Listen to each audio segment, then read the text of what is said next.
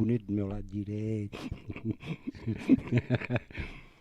Tenho aqui, de novo conosco, que é um grande prazer, que virá outras vezes, sempre que possível, meu querido Giba de Oliveira. Hoje eu conversei na primeira entrevista com o Giba, nós estamos falando do artista assim, de um modo específico, amplo, e hoje eu vou conversar mais com o diretor de teatro, Giba. Hoje vai ser mais o diretor. E aqui à minha direita, minha querida amiga, queridíssima, Júlia Caldas Batschauer. Agora tem mais um nome? Ah, Júlia. Santana, Santana, agora acrescentou Santana. Minha querida Júlia, ainda em lua de mel. Por que a Júlia está aqui? Porque a Júlia e o Giba estão com uma estreia para o próximo dia 23 do espetáculo para Edith Piaf, com carinho, e os dois, a Júlia e o Giba, vão contar para nós direitinho essa história. E para começar, estava conversando aqui nos bastidores com o Giba, me ocorreu um negócio muito interessante, que é o seguinte: Edith Piaf, aqui vai ser uma personagem, a camareira, que vamos fazer uma sinopse, não vamos dar spoiler, é só uma sinopsezinha, que vai ser interpretada por uma jovem atriz, a minha amiga querida Júlia, né, uma atriz que eu vi conhecer, né, vi nascer atriz, já tivemos o privilégio de trabalhar juntos, vamos falar um pouquinho sobre isso. E a coisa que me ocorreu é o tema desse espetáculo, né? Para Edith Piaf, com carinho, porque assim, ó, olha só que interessante. A Júlia, claro, conhece, está conhecendo bem, está estudando o assunto e a personagem Edith Piaf. As novas gerações não conhecem. Giba, de onde esta ideia, você trazer este ícone da música mundial, Edith Piaf? Tivemos a nossa Edith Piaf brasileira, que é Bibi Ferreira, um dos grandes marcos da carreira de Bibi Ferreira, entre tantas coisas maravilhosas, né, que ela fez, foi interpretando Edith Piaf, e que a maioria conhece como uma cantora, mas que também era uma grande atriz. De onde é que vem essa ideia, meu querido Giba? Boa tarde, seja bem-vindo. Depois a Júlia vai fazer suas apresentações. Boa tarde, Eduardo. Boa tarde, ouvintes da Rádio Conceição FM. Para mim é uma honra, um prazer sempre estar aqui. Bom, quando a gente fala texto, né? Esse texto, na verdade, é um compilado de 3 outros textos, que é de um autor francês chamado Jean Cocteau, né? Aí eu estava relendo esse texto, porque, na verdade, eu sempre fui encantado por ele. Eu já havia montado esse texto há uns 20 anos atrás. E, relendo ali, eu me lembrei que um dos 3 textos que a gente tem atrás no nosso espetáculo, um deles se chama Lê o Jornal. Ele, na verdade, ele é uma redução de um texto muito maior, que se chama O Belo Indiferente. E esse texto, o Jean Cocteau escreveu para Edith Piaf, né? Eles eram muito amigos. E ali eu fiquei pensando, a maioria das pessoas, né, conhece Edith Piaf, enfim, as que conhecem, sabem dela como cantora, sobretudo de cabaré até, né? Sabem dela como compositora que era, mas poucas pessoas sabem dela como atriz de teatro. E dessa ligação muito estreita que ela tinha com o Jean Cocteau, os dois eram amicíssimos. E aí eu pensei, por que não, né? Montar uma peça na qual a Edith Piaf é o centro, né, desse espetáculo, e se passa no camarim dela, da Edith Piaf, né? Então, por isso essa ideia do Para Edith Piaf com carinho, é quase que uma homenagem, né, a essa grande diva francesa, que nos deu aquela voz maravilhosa, as composições maravilhosas, né, que a maioria das pessoas conhece. Quem não conhece ainda vai passar a conhecer assistindo a peça, porque a gente traz dentro do espetáculo, na sonoplastia, na trilha, a gente traz ali pelo menos 3 músicas dela. Interpretados por Edith. Exatamente. Muito bem. Julinha, minha querida amiga, seja bem-vinda ao programa Faz Cultural, através da Rádio Conceição. O microfone é seu, para os cumprimentos. Obrigada, quero agradecer muito o convite por estar aqui. Boa tarde, ouvintes da Rádio Conceição. E, bom, está sendo uma honra participar desse projeto. É uma homenagem realmente, né, como o Giba mencionou. E é bem lindo, assim, ver o trabalho dessa atriz, dessa compositora, né?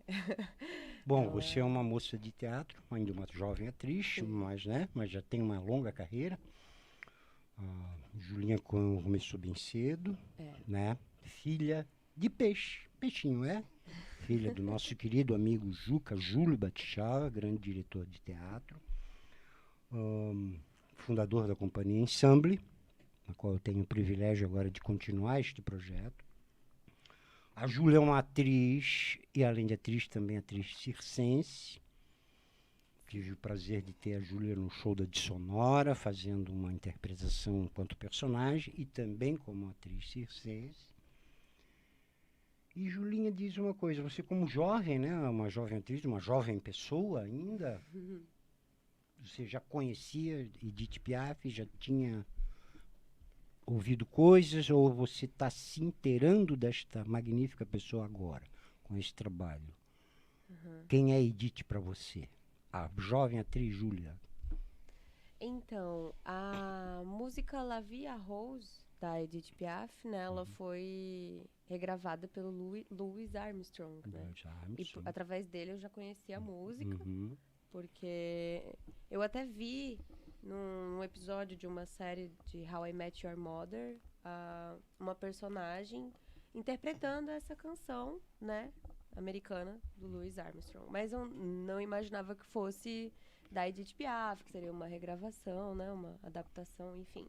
E aí, quando o Giba me chamou pra gente fazer a peça, pra gente montar, né, a peça, eu percebi que essa música, na verdade, ela era da Edith Piaf, que tinha sido regravada. Eu consegui, né, ver a comparação, né, como é tão próximo, assim, a melodia. E, enfim, daí eu acabei me aproximando mais dessa grande artista, né.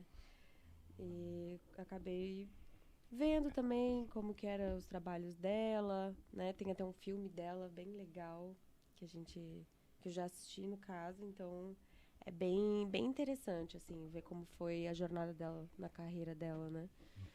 E é um ícone e, bom, pra minha geração, né, das pessoas que têm a idade, né, mesma faixa etária, assim, que são pouquíssimas pessoas que conhecem. É tão pouco que parece ser quase ninguém. Não, eu fiz essa pergunta até para a gente desenvolver um bate-papo, nós três aqui, que é muito interessante. Esse é um dos propósitos desse programa, né, a gente levantar algumas ideias sobre arte e cultura, que é o nosso propósito. E eu, como conversei na outra vez com o Giba e conversei com outros convidados, amigos nossos que vêm neste programa, a gente sempre aborda, eu em particular, como artista, como produtor e como pessoa, né, já um senhor de uma certa idade, eu sempre manifesto uma certa preocupação com os tempos modernos hoje, né? Agora nós já estamos assim, já com essa coisa do pós-pandemia, né?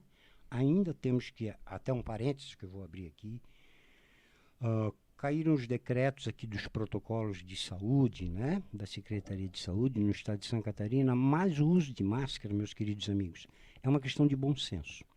Desde o começo da pandemia, eu nunca vi isso como decreto. Você é obrigado porque alguém mandou. Não.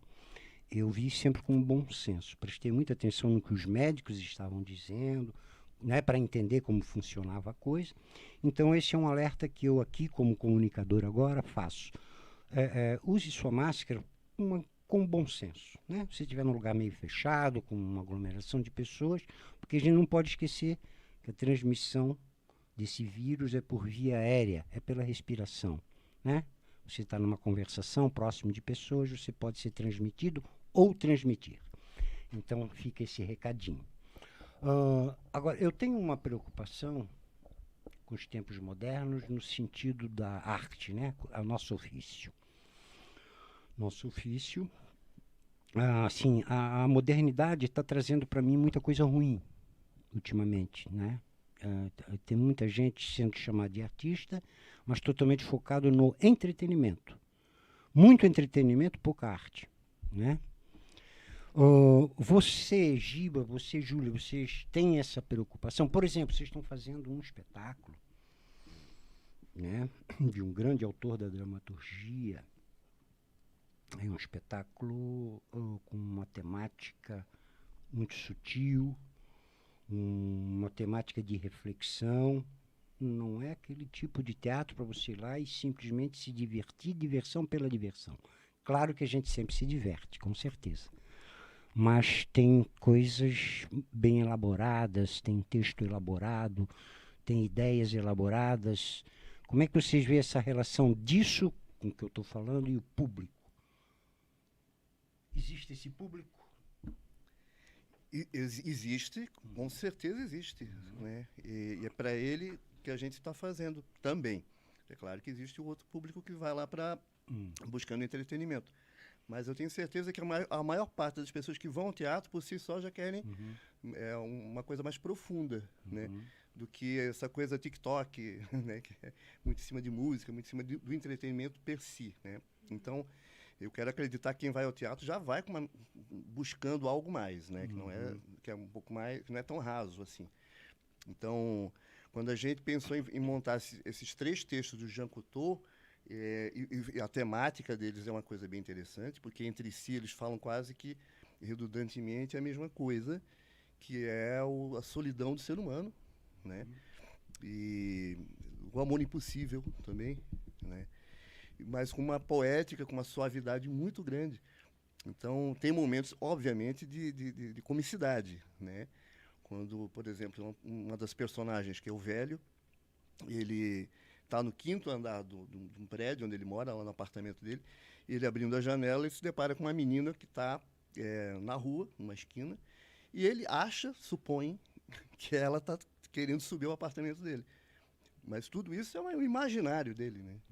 Até porque ele é muito solitário, então ele é um pouco essa solidão leva ele a criar uma história entre ele e uma personagem que está lá na esquina, não se sabe por que exatamente, a ponto dele ele cria toda uma história na qual ela sobe ao apartamento dele. Todo o trajeto que ela vai fazer, as portas que ela vai abrir, os andares que ela vai subir, e tudo que ele tem para oferecer para essa pessoa que está dentro do apartamento dele, que ele começa a comparar vários itens lá com navios que estão sobre o mar, com diamantes, com pérolas, que vieram da África, da Ásia. Então, tem esse momento assim sublime, na minha opinião, da parte do Jean Cocteau, né? Em que ele é mágico, porque te transporta, de fato, ele narrando aquilo ali, que você, às vezes, até parece que sim, estou vendo um navio ali, e ele trouxe tudo isso, aquela riqueza toda, para ofertar para essa menina que está lá embaixo. Então, ele tem isso para dividir. E, ao mesmo tempo, não é nada disso. Ao mesmo tempo, é uma moça que ganha vida né, fazendo ponto. Então, tipo assim, existe essa questão filosófica, até psicológica, né, da personagem, e ao mesmo tempo ele brinca com esse negócio que não é uma viagem na cabeça dessa personagem do velho, né, no caso. Júlia, quer falar também? Eu queria perguntar para a Júlia, pegando o gancho disso, que a Júlia circulou por universidades, a Júlia é uma pessoa bem mais jovem, tem muitos amigos, muitos amigos, né, que não são só os amigos da cidade. A Júlia se relaciona com pessoas em Itajaí, Balneário, bastante lugares. E diz uma coisa, Júlia, dos teus amigos que não têm a intimidade com o mundo das artes, porque, né, estão fazendo faculdade de outros cursos, gostam de ir ao teatro? tua turma vai ao teatro, gosta do teatro? Olha, Difícil essa pergunta. é uma Você pergunta pensou. difícil. Não, é uma pergunta difícil difícil. porque, assim, por conta desses 2 anos, né, todo mundo em isolamento, Sim. então acaba que realmente ficou uma coisa, assim, né, mais distante, assim, mas algumas pessoas já comentaram que é gostoso, sim, ao teatro, que sente falta de ter aqui na região, né, como, por exemplo, lá em Curitiba tem muito, né, então tem gente que fala, assim, que queria que tivesse mais, principalmente lá em Balneário, assim, né, Sim. mas aqui em Itajaí eu vejo que ainda é bem, tem tanto aqui quanto lá tem, mas não é, assim, algo tão, como é que eu posso dizer? Fomentado, tão... É verdade. Eu tenho uma vida toda de muitas viagens, viajei muito com o teu pai, né? Com o teu pai e o Júlio foram aí, a gente remonta em uns 20 anos, a gente fez muita coisa, pegamos estrada N vezes, que você estava nos acompanhando, inclusive, e aí eu sempre fiz um mapeamento, né? Assim, cidades de pequeno porte, cidades de médio porte, como as administrações públicas, de modo geral, principalmente um país como o Brasil, não se preocupam com isso, né? Não existe politicamente uma preocupação com arte e cultura. Não existe. Quando existe, é exceção à regra, né? Algumas cidades funcionam mais, outras menos, porque essa que funciona mais é uma exceção à regra. Então, o que acontece? Uma coisa que Itajaí, minha cidade de berço, sou itajaense, batizado e crismado, e eu acho que a minha cidade, que é o primeiro PIB hoje de Santa Catarina, tem pouquíssimo, é paupérrimo em equipamentos culturais.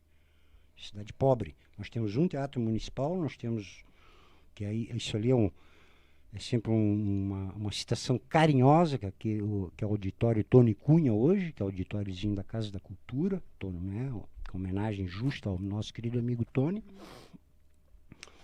Aí abriu-se agora, faz alguns anos, o aproveitamento de uma sala da Casa Rosa, ali na rua Pedro Ferreira, que é um lugarzinho intimista, onde vocês vão apresentar em Navegantes, é muito parecido. Um lugarzinho intimista ali para 40, 50 pessoas. Ali está se fazendo mais concertos de música de câmara, né? Um voz e violão, e data para fazer uma performance teatral também. E é só.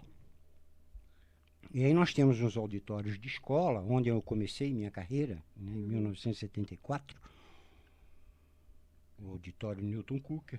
Tem um auditóriozinho bacana no Colégio Salesiano hoje, temos um auditóriozinho no São José, né? Colégio São José. Mas é muito restrito, né? É mais para o uso da escola. E, eventualmente, alguma coisa de fora entra lá, claro. Mas, assim, como equipamento de cultura, exemplo de Curitiba, Florianópolis.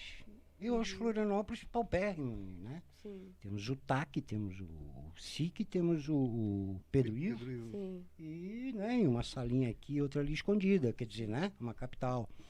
Se for comparar, a gente está num passo de tartaruga aqui, né? Essa região aqui. Você acha?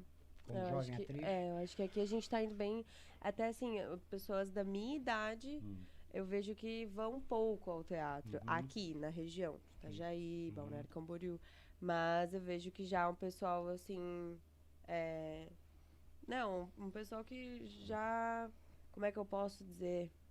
Já está habituado.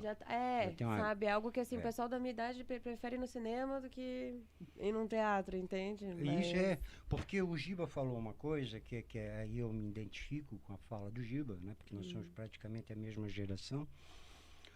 Que a gente, eu e o Giba, a gente sabe, né? Nós conhecemos de cor e salteado, está na nossa agenda, quem gosta de teatro, a gente sabe que aquelas pessoas vão ao teatro quando a gente vai fazendo nossa montagem, né? A gente já mais ou menos tem mapeado isso. Mas eu, por exemplo, eu não tenho mapeado a tua geração. Sim. E aí eu fico sempre pensando, né? Quebrando minha cabeça, vou fazer um show novo, né? Como atrair essa juventude. Porque eu sei, acompanho, quando a juventude está focado, como você falou, né? Gosta mais de um cinema, hoje está mais focado na rede social, porque tem, né? E daí, online, né? Dá para fazer essa fusão, Giba? tirar o máximo proveito da rede social, do teatro presencial, tirar essa galera da frente do computador e do celular e bum, tá tudo lá dentro do teatro municipal. É uma tarefa É um hercúlea, né? É um sonho, né? Um sonho de uma consumo. tarefa hercúlea. Mas é ao mesmo tempo que o que vocês estavam colocando, né? Eu endosso aqui dizendo que, de fato, o problema de a gente não ter também espetáculos em cartaz constantemente, né? Fazendo temporadas, acaba que não habitua o público. Né? Tipo, as pessoas não vão também porque não tem certeza se vai ter ou não um espetáculo lá. Né? Tipo assim, porque é diferente de algumas cidades em que você vai ao teatro mesmo não sabendo que peça vai encontrar, mas sabe que vai ter alguma peça lá. Então, chegando lá eu escolho, chegando lá eu vejo. Aqui não, aqui você só sabe que vai ter peça quando é divulgado. Então, né, não tem essa questão de, tipo, eu vou no cinema lá eu vejo. O que está em cartaz eu lá assisto. Agora aqui eu vou no teatro, não, porque não tem nada em cartaz. O que eu vou fazer lá? E quando a pessoa fica sabendo, ou já aconteceu, ou está em cima do laço, aí não tem como se programar também. Então, o que falta, de fato, é uma política cultural na qual os espetáculos locais, e também os que vêm de fora, mas sobretudo os locais, ficam em temporada, deixam em cartaz, para habituar o público a ir ao teatro. Eu sei que eu vou no teatro porque lá vai ter alguma coisa acontecendo. Ponto. É isso que tem que acontecer. Entendeu? Como faz o cinema. No cinema você vai lá, eu sei que lá vai ter cinema. O tempo todo tem. Só tem que escolher o horário certinho. E o filme e o título que eu quero ver. Com o teatro é diferente, né? No teatro você... Às vezes, vou porque fiquei sabendo que vai ter uma peça. Mas, no entanto, eu não vou passar lá no teatro porque eu tenho certeza que não tem nada em cartaz. É diferente. Então, a pegada que tem que ter, na minha opinião, bem particular, é um processo de política cultural bem definido. Não, a gente vai deixar peça em cartaz constantemente para exatamente criar esse hábito da pessoa saber que vai passar lá no teatro no sábado, no domingo, ou dia de semana mesmo à noite, e lá vai ter uma peça acontecendo. Ou peça, ou concerto, ou balé, ou enfim, né? Um espetáculo, um show. Né? Isso tem que acontecer. Só voltando aqui, a gente também está tentando participar porque você falou da Sala Tony Cunha, que também é amigo meu, foi um grande amigo meu, um ser humano fantástico, a exemplo do Juca Badschauer, né? É um irmãozão que infelizmente se foi. Mas deixou muita sabedoria, graças a Deus, muitos frutos aqui. E a Júlia, com certeza, é um brinde para a gente, né? Então, a gente estava falando... Júlio deixou muitos legados. Então, até o que eu estava falando ainda há pouco, essa personagem do velho, quando a gente vê a Júlia fazendo, é uma coisa incrível, porque é uma menina de 22 anos fazendo uma personagem que é totalmente... assim, decrépito, né? Mal-humorado, xinga. Quem é que está fazendo a caracterização, maquiagem? Ela mesma faz. Está te autoproduzindo na criação dos personagens, maquiagem, tudo. Exato. E assim, detalhe que ela faz 3 papéis ali, né? 3 personagens ali distintas. E você não percebe o tempo passar quando ela está se caracterizando, que passa, quando você vê, ela já está com outra personagem, né? Tem uma coisa impressionante, a forma com que ela consegue se transformar, se caracterizar, né, em 3 personagens. Sendo uma a própria Yolanda, que é a personagem principal, que é a camareira da Edith Piaf, na própria Edith Piaf, e depois no velho, né, esse velho rabugento. E depois volta a ser camareira. Isso é uma coisa impressionante.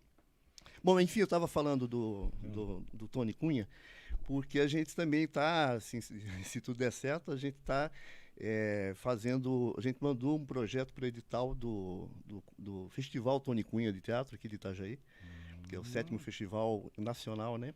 Então a gente está na torcida para poder trazer esse espetáculo aqui para a cidade de Itajaí. Né? Quando é que acontece esse festival?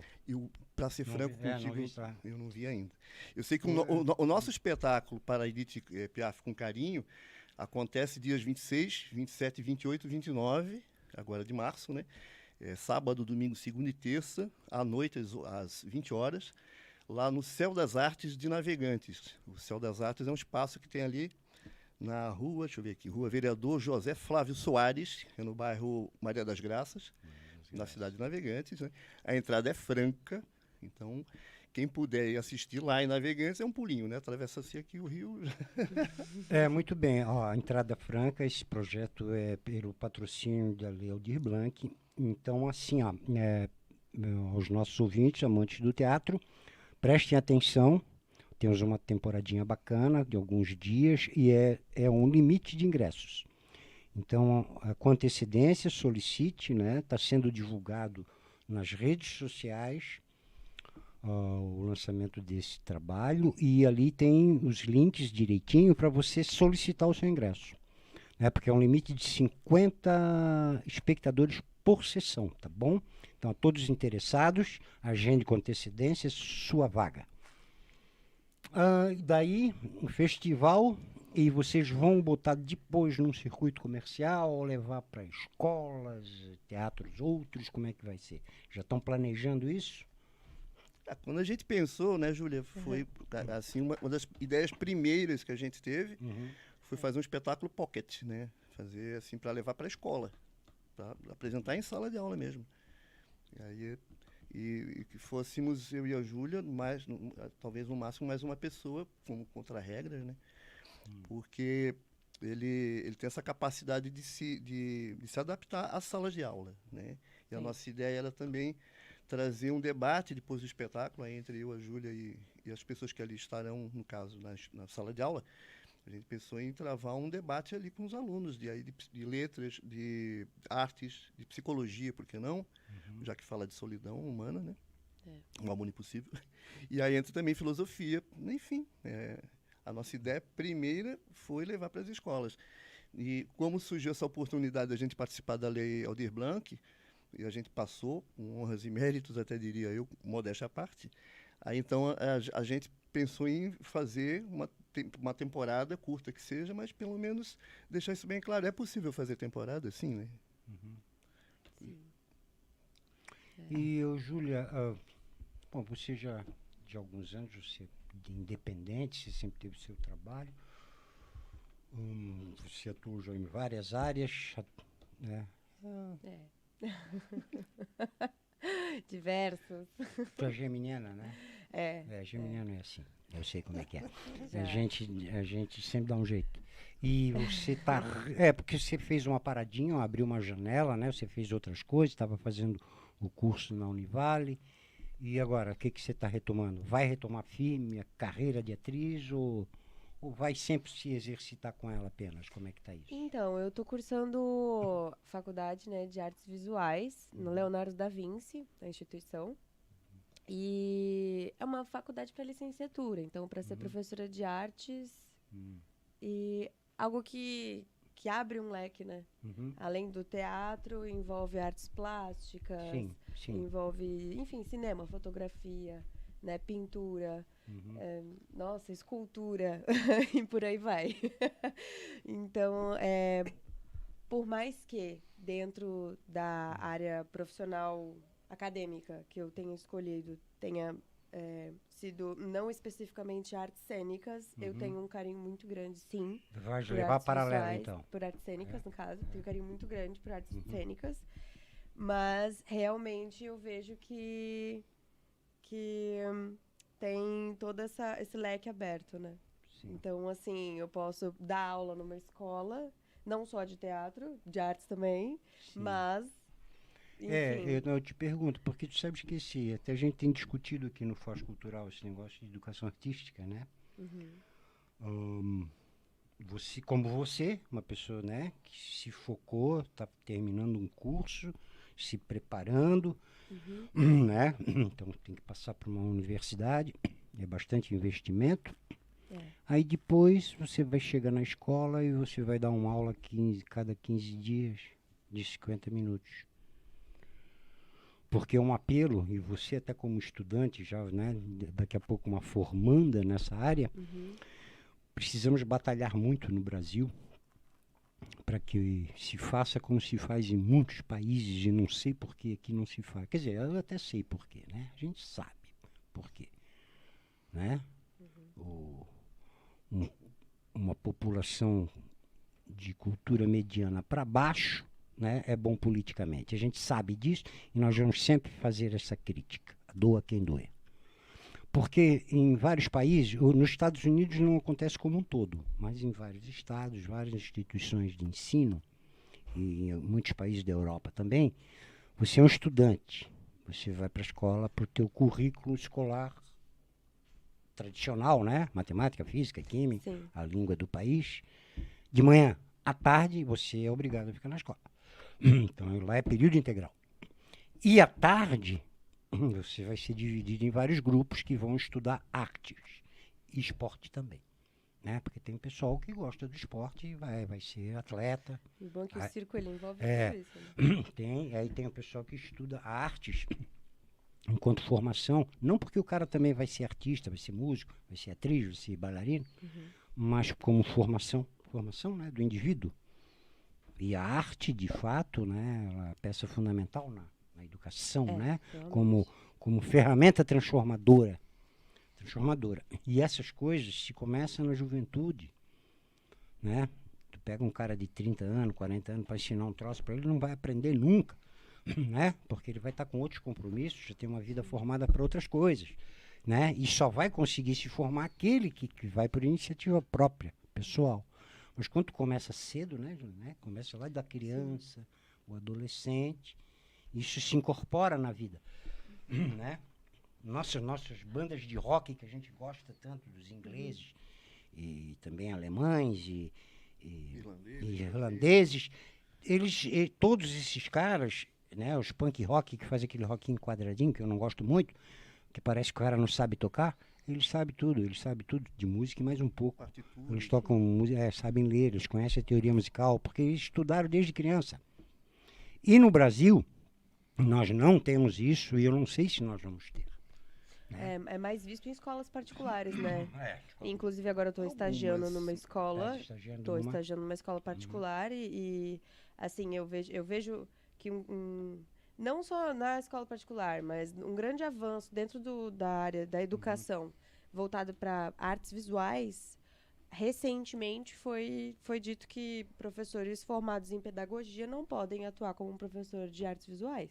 Tem que ser alguém formado em artes visuais. Claro. Então, e antigamente não era assim, né? Então, sim. Por isso que é uma profissão que está precisando muito de gente que realmente queira dar aula de artes, né?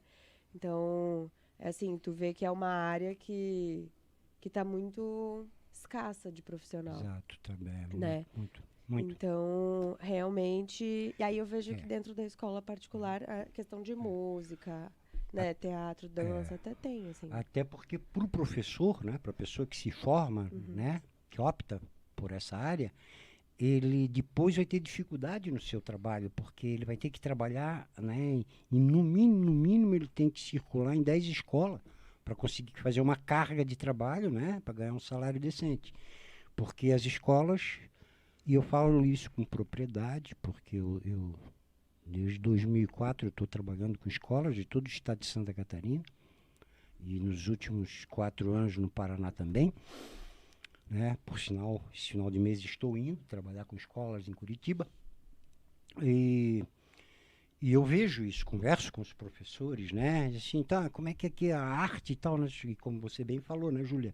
Escolas privadas, temos boas escolas maravilhosas que fazem um trabalho muito bacana com seus alunos, com a sua clientela. Mas o ensino público, de modo geral, não. Seja do Estado, seja do município. E algumas unidades escolares têm um trabalho mais desenvolvido por professores abnegados, que vão lá e fazem por conta própria. Né? E é até bom tu saber disso, né? Porque depois você diz assim, agora eu estou formada, eu vou entrar nas escolas. Aí eu acho que tem que falar com 10 diretores de escola para te contratar. Inclusive, um dos motivos pelo qual eu preferi pegar um leque mais amplo dentro de artes visuais do que fazer apenas artes cênicas. Sim, né? Artes cênicas. Porque artes cênicas, no caso, eu vou estar graduada para poder dar aula de artes cênicas. Né? Eu vou poder dar aula só de teatro. E como eu venho antes do teatro no circo, né? Tudo começou para mim no circo. Então, se começou no circo, depois foi pro teatro, eu vejo que só o teatro fica muito... não é algo que me dá... Tipo assim, eu tenho muito prazer pelo teatro, tanto quanto pelo circo. E eu queria me formar em algo que eu pudesse trabalhar ambas as coisas. E tu continua trabalhando aquela tua performance de circense, de contorcionismo e tal? Eu mantenho, sim. Mantém? Sim. Porque Sim. aquilo tem que trabalhar muito. Tem que manter. Inclusive, eu vou na academia e treino academia. Tu viu a minha postagem que eu fiz no Facebook esses dias? Botei você lá. Sim. Não basta subir no palco, tem que ser contorcionista igual a Júlia. Até a minha alimentação é diferenciada, assim, por conta. Que legal, que bom saber que tu tá. Então, de repente, aí, você fica de sobreaviso, né? Que eu te chamo pro show de Curitiba da Dissonora. Opa, tamo dentro. Vai ser um negócio bacana. E, Giba, tu estás... Esse espetáculo tu vai ser, além do diretor, estás fazendo a iluminação, que é um teu carro-chefe. Pois é, eu comecei minha carreira no Teatro Carlos Gomes, como já havia dito em outra ocasião. Como iluminador. Como iluminador lá, assim, como funcionário efetivo do Teatro Carlos Gomes, né? E ali eu comecei a aprender a lidar. O teatro foi te pegando. Eu já tinha, na verdade, assim, eu fiz o curso de teatro como ator, lá como ator não, né? O curso de teatro não é só para atores, né? Sim, vamos lá. Sim, claro. Tem noção ali de figurino, de cenário, de sonoplastia e tal. E aí, quando surgiu a oportunidade de trabalhar efetivamente no teatro, eu quis juntar o útil ao agradável, óbvio, e precisava de dinheiro como qualquer outra pessoa para pagar minhas contas. Então, ali eu comecei a aprender iluminação. E é uma profissão que corre junto comigo na minha profissão como diretor de teatro, como dramaturgo também que sou, e como ator às vezes, né? Mas, enfim, a iluminação, por exemplo, dia 5 agora de março, tive o prazer de fazer um show do nosso querido John Miller, lá em Blumenau. John Miller, compositor blumenauense, que eu digo que esse passagem hoje é um dos grandes expoentes da música de Santa Catarina, John Miller. Ele tocando junto com o Mazinho Silva, né, que é outro monstro. Mas, enfim, aí eu fiz a luz deles lá no Carlos Gomes. E aí ocorreu para esse espetáculo, que como a gente ia levar para as escolas, né, para apresentar dentro de sala de aula, não ter aquela parafernália luminotécnica de um palco italiano. Né? Porque a gente não tem como botar vara de luz cênica, elétrica dentro de sala de aula, esse tipo de coisa, né? Sim. Então, aí eu aproveitei os meus conhecimentos de iluminação para criar uma luz que possa viajar conosco. Então, portanto, na verdade, quem opera a luz é a própria Júlia. Diretor folgado. Mas aí coube a mim, já que eu não podia, já que eu não ia estar efetivamente aplicando a luz, que na verdade é uma luz muito simples, né? Ela entra em cena, a luz já está acesa e quando ela sai, apaga. Então, não tem um foco específico, não tem nenhum efeito. Não, né? Vai contracenar com a luz nesse espetáculo especificamente. Não, a luz conversa no momento que acaba o espetáculo. Ali a luz cai, né, que é um BO, para poder informar o público que acabou, né? Certo. E é claro que quando a gente for para palco italiano, aí sim, a gente tem um mapa criado, aí sim, há uma operação. Já tem então o plano, como tem é que é? Plano A e plano B. Plano A e plano B. Mas assim, existe sim, aí tem geral, tem contraluz, tem um foco especial, que é um gobo que vem como luz de infiltração de uma janela. Quer dizer, aí tem... Mas aí para palco italiano, como essas apresentações, a princípio, são para espaços reduzidos, né? Então a luz quem opera é a Júlia. A princípio. E aí coube a mim fazer a sonoplastia, porque a sonoplastia tem uma pegadinha, assim, ela tem alguns momentos que são específicos, né? Tem um momento, como a gente diz, tem deixas, assim, que são extremamente sutis que ela dá, que a personagem dela fala. É o diálogo com o espetáculo como um todo, né? Então tem momentos em que ela liga um rádio, né, um rádio cênico, óbvio. Então ela liga esse rádio, que é um adereço, ela liga ali que tem que entrar música, ela desliga, tem que sair a música. Tem um momento em texto que ela fala, esse rádio que ligaste, que toca ao longe, por exemplo, é uma música bem tênue que vai entrando. Tem outro momento que ela tá... Aí tem outra... São 3 monólogos pequenos, né, do Jean Cocteau. E no terceiro tem uma cena lá específica que ela vai explicando que ela está correndo pelo parque à procura de um amor impossível. E ali ela vai procurando e vai meio que enlouquecendo, gritando. Ali também tem uma música. Começa com um pianinho bem triste, bem lento, suave. Vai entrando guitarra, vai entrando baixo. Quer dizer, vai crescendo junto com ela, né? Nossa, então, é bem lindo. É impactante. E, bom, aí inclusive, tem uma...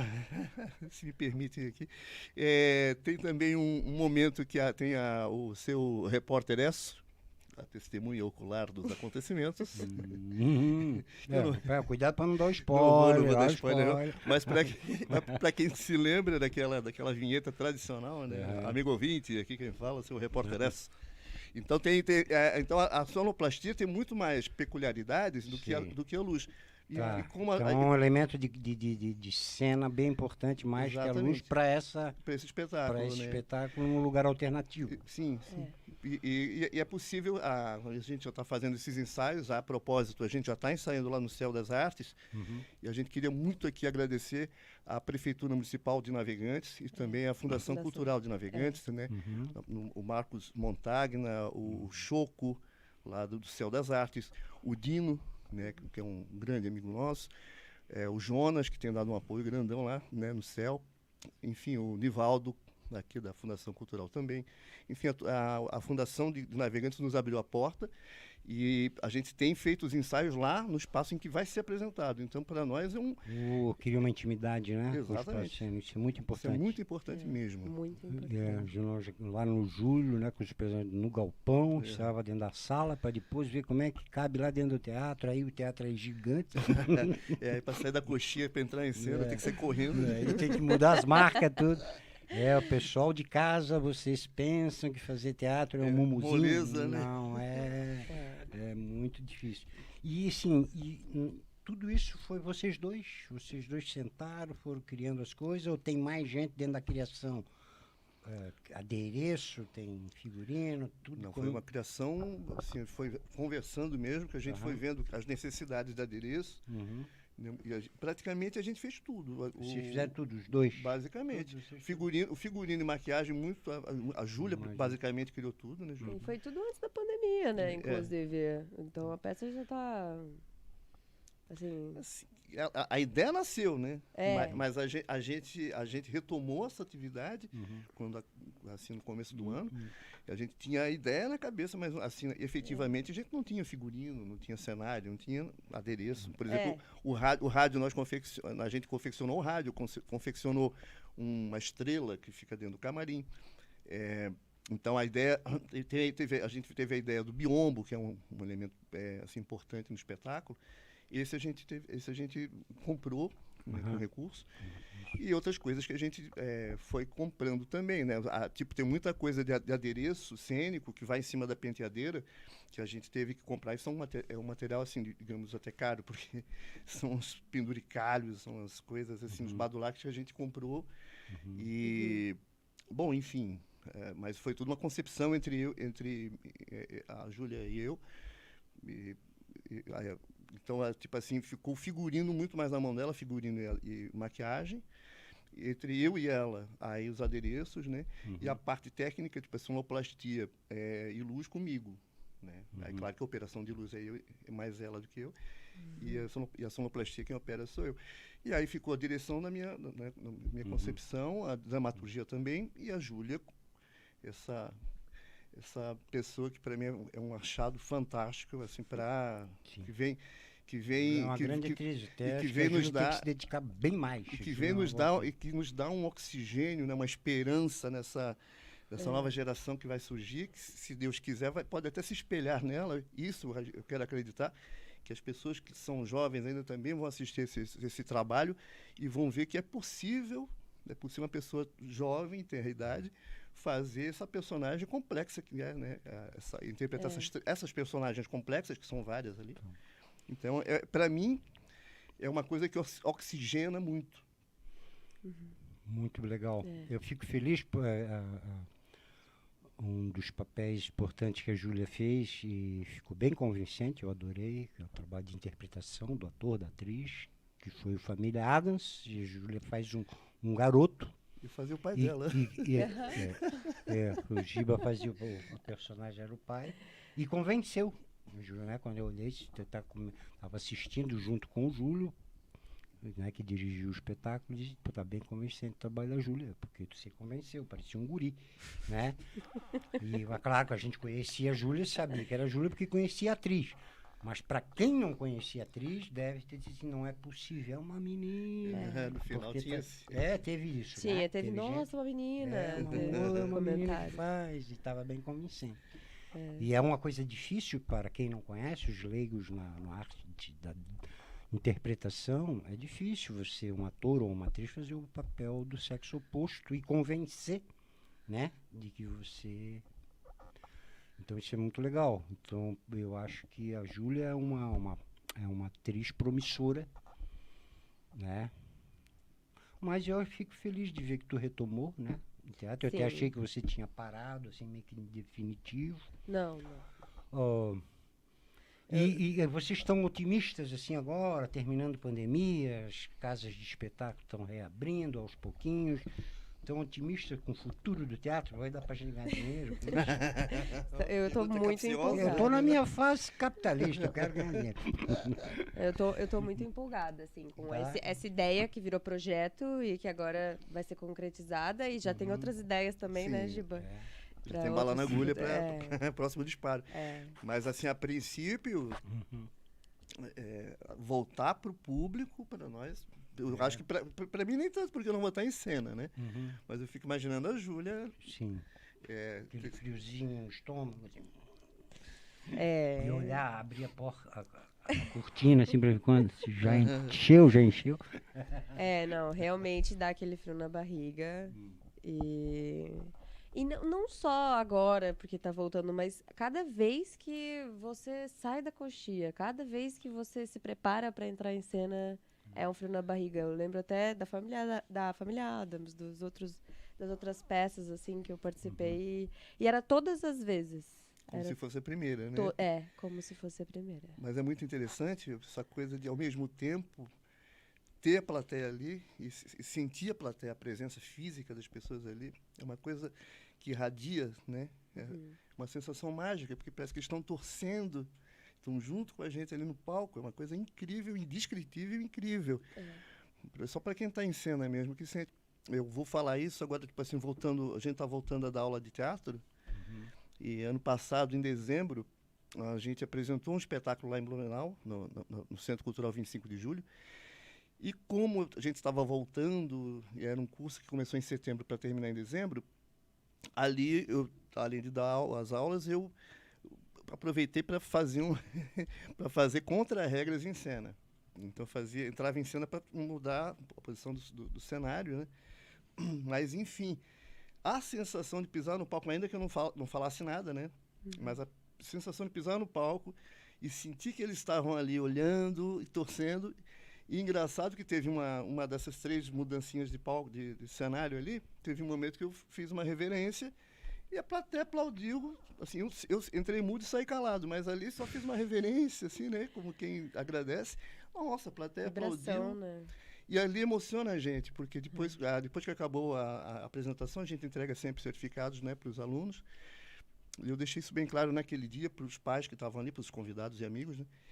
Para nós é tão importante o público, é tão importante essa coisa presencial, né, sair do online, que que cria uma distância muito grande e é uma coisa tão fria. E aí pisar no palco, né, e ver a plateia novamente ali, imagino que eu estou falando agora também, você como músico que como artista de palco, né, deve ter a mesma sensação. Sem né? dúvida. Essa...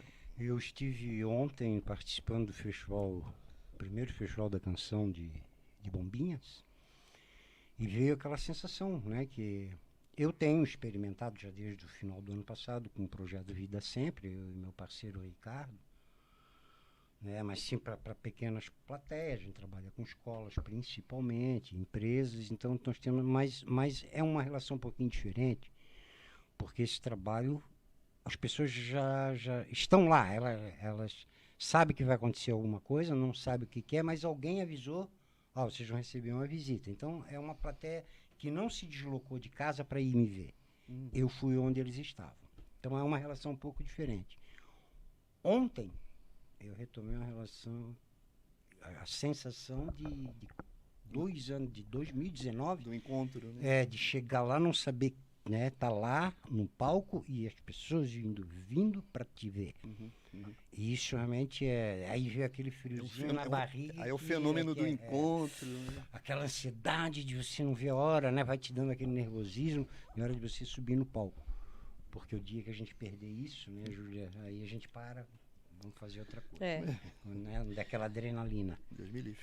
Mas é difícil não sentir essa adrenalina. E diz uma coisa, vocês estão com notícias, porque eu não vi, por exemplo, agora tu estava me falando, eu nem sabia disso, deveria saber.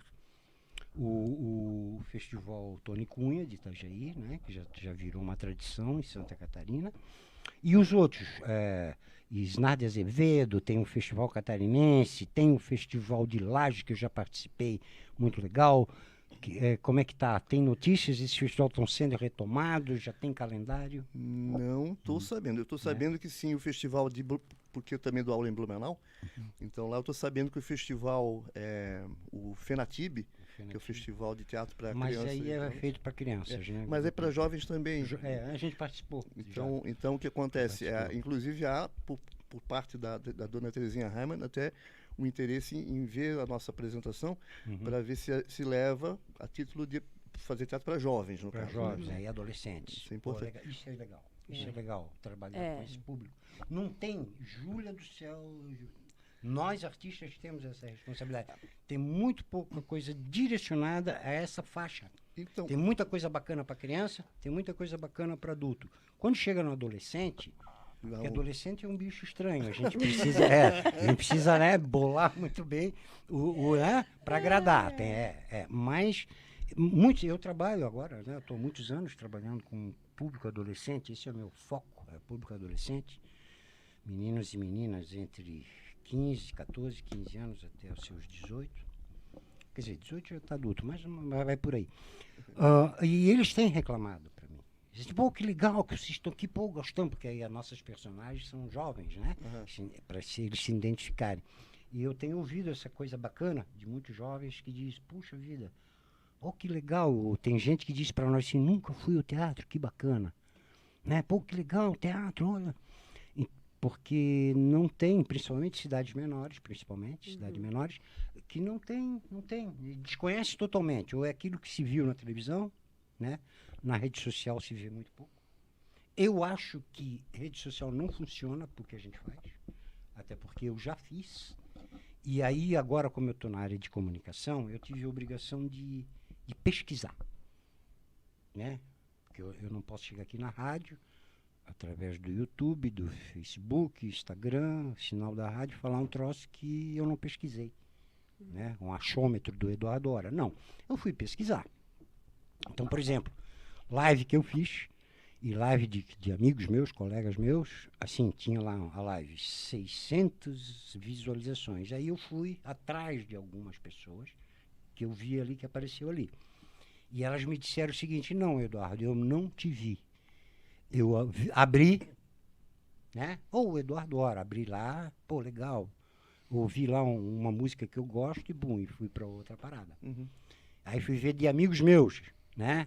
Não, eu não vi do fulano, pô, legal, eu dei uma olhadinha. Só que o stream acusa como tivesse assistido, mas ninguém viu do começo ao fim. Então, assim, tinha 600 visualizadores, mas 30 viram. É muito frio, né? Então eu vi que não funciona. Por que não funciona? Não é porque o teu trabalho não é bom, não. Pelo contrário.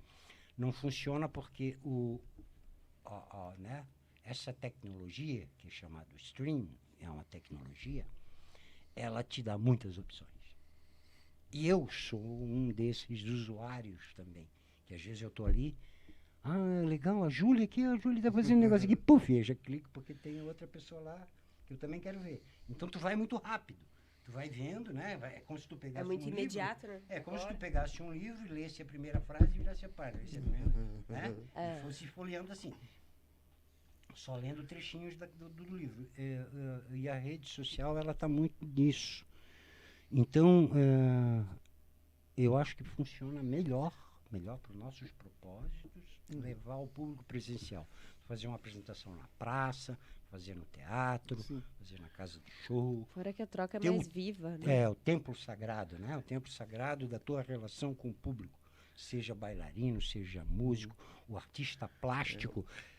Tu pode botar o teu quadro, tua foto, tua escultura lá na rede social, fazer uma filmagem.